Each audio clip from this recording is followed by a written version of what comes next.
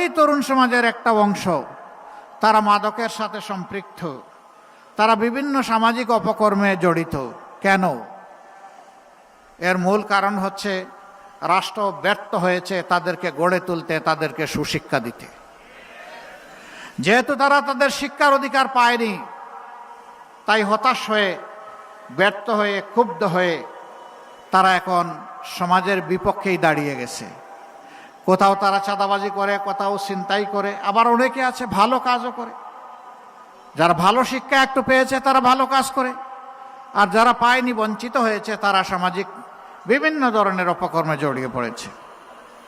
এদের জন্য আমাদের বড় দরদ লাগে, মায়া লাগে, কষ্ট হয়।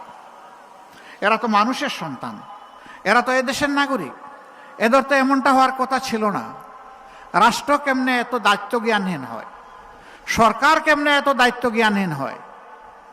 কেন একটা মানব সন্তান জন্ম নেওয়ার পরে সে শৈশবে উপযুক্ত চিকিৎসা এবং শিক্ষা পাবে না?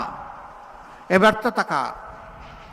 আমরা দেশবাসীকে আশ্বাস দিচ্ছি, ইনশাআল্লাহ তাআলা আজিম আমাদের 11 দলীয় ঐক্যজোট আল্লাহ তাআলার ইচ্ছায়, আল্লাহ তাআলার মেহেরবানি এবং সহযোগিতায়, সাহায্যে, আপনাদের ভালোবাসা, সমর্থন এবং ভোটে নির্বাচিত হয়ে সরকার গঠনের সুযোগ পেলে আমরা এই সামাজিক দায়িত্বগুলো পালন করব ইনশাআল্লাহ।